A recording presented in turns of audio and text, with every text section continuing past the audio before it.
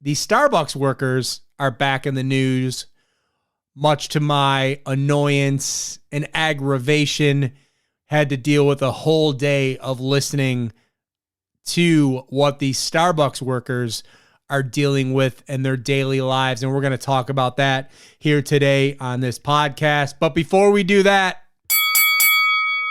you know what time it is. Buffalo Championship Wrestling presents Wrestle Sunday 2, Sunday, February 18th, 2024. We are back at the Arlene Mahailu Community Center, which is located at 82 Harrison Street in Buffalo, New York. 4 p.m. bell time. Why do we call it Wrestle Sunday? We call it Wrestle Sunday because it's the first Sunday after the football season ends. So we are giving you something to fill that void that is left without football. Come down and check out a great afternoon of live professional wrestling action. The event will feature the crowning of the first ever 716 Wrestling Tag Team Champions. You'll also see a BCW WNY Heritage Wrestling Championship title defense by the champion Rockstar Robbie Vegas. All your favorite BCW stars will be there, and we will be putting the tickets on sale very soon. So for more information on this huge event, you can scroll down in the description of this podcast. Go to bcw-wny.com. Also, make sure you're following BCW on all forms of social media, that being Facebook, Instagram, Threads, and X, and YouTube. Make sure you're following us on all those platforms. Like, subscribe, whatever you have to do. Funny story, I got a call this week from my doctor about scheduling. I got a call this week from my doctor about scheduling my second colonoscopy. And I wanted to do it on a Friday, and I wanted to do it first thing in the morning. And they said, oh, yeah, we have Friday, February 16th available, 7 a.m. Let's do it. And then I thought, oh, no, I got to wrestle that Sunday. So I don't think it would be great to have a colonoscopy on Friday and then to wrestle on Sunday. So I'm definitely going to have to change that appointment, especially after the way that I felt after the last one, the prep. And then, getting ready for these events, there's a lot to do, a lot of aggravation involved. So if I had the aggravation from both scheduling, coordinating an event, and having a colonoscopy, not exactly the ideal circumstances. But enough about me. Let's talk about what we came here to talk about. Yes, the Starbucks workers were in the news once again this week.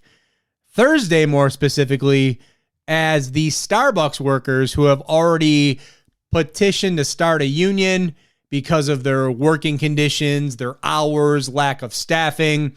And that all came to pass last year. And that was in the news a lot. We heard about it pretty much on a daily basis as the Starbucks workers here locally formed a union, trying to get the other stores involved in the union. Of course, Starbucks pushed back, yada, yada, yada. And I kind of had to follow the story because I was working in the media at that point in time. So, I heard from a lot of the Starbucks workers. I heard from a lot of the management. I heard from, the owners of Starbucks, the people that run the Starbucks that are apparently anti-union. So we had to hear more about the Starbucks workers this week as a lot of the stores scheduled a walkout on Thursday, which was Red Cup Day. I believe if you buy a holiday drink, you get a red cup. Apparently in some circles and some worlds, this is a big deal. I guess some people look forward to this throughout the course of the year to get to Red Cup Day.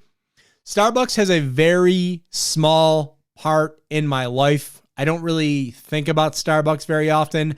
I do go to Starbucks here and there if I'm in an airport, if my wife wants to go, but I can live without Starbucks. Starbucks is not an essential business. Starbucks is not an essential service. So when I hear stories about Starbucks workers forming a union, Starbucks workers complaining about the hours they work, Starbucks workers complaining about the lack of staffing in stores, Starbucks workers complaining about how they are being treated by customers.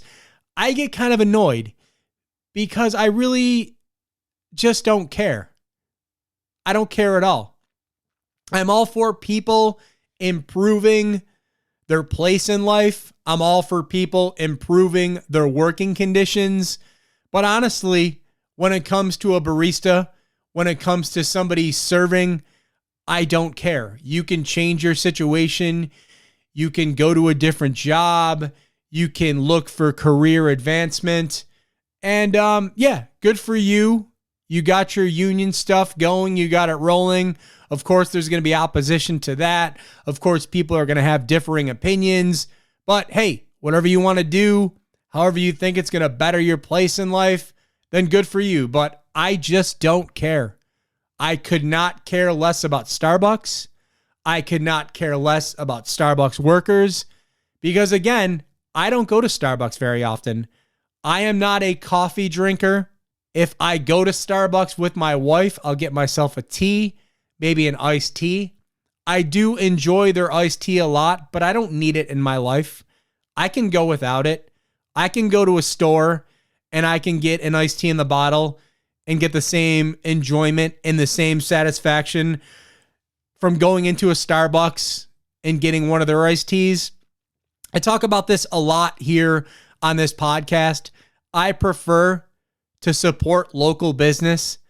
I prefer to shop local. So I get frustrated when I hear on the news a story about Starbucks with this, Starbucks with that. People are upset because of their holiday cups. People are upset because of their pride displays. I don't care. Starbucks means absolutely nothing to me in my life. And I want to make that clear. I don't care. And when the news came out about Starbucks workers trying to form a union, that hit very close to home to me. I come from a union family. I come from a family of Teamsters. So I know the importance of a union. But when it comes to that, the importance of a union for a truck driver as opposed to the importance of a union for a barista or a server are entirely different things. I would see my father come home from work. His back was destroyed. He went through hell on a given day, and he did this 5 days a week. And the union was there to protect him, to protect his body, to protect these workers that are out there doing dangerous jobs, doing jobs that require putting your body on the line. And it just kind of really annoys me when you have a job that is not essential. It's important for some people, but not for everybody. Just pushing this union agenda, and the media gets behind it because it's easy. If you mention Starbucks, a lot of people are going to turn their head and I got to pay attention to this. They're talking about Starbucks. Yet a few months back, Yellow Freight right here in Western New York closed down and people lost their jobs. Did you hear a lot about that? Did you hear about that on a daily basis? No, you did not. So not only is this a Starbucks problem, this is a media problem. This is low-hanging fruit because you see people walking around in the grocery store, on the street with Starbucks cups. You don't see people walking around with the Yellow Freight t-shirt, with the Yellow Freight hats. You see Starbucks around. And again, this is low-hanging fruit for the media, and that's why this gets so much coverage. And again, I'm going to say this again and again and again. I don't fault people. I don't hold it against people for trying to improve their place in life, for trying to make their jobs better. But I don't feel that a barista or a server deserves the same union protection that somebody who's out there abusing their body to do their job, somebody that needs protection, somebody that needs safety from doing their jobs, truck drivers, auto workers, plant workers, railroad workers. Those are the jobs. Those are the dangerous jobs. Those are the risky jobs that need the protection, not baristas, not Starbucks workers,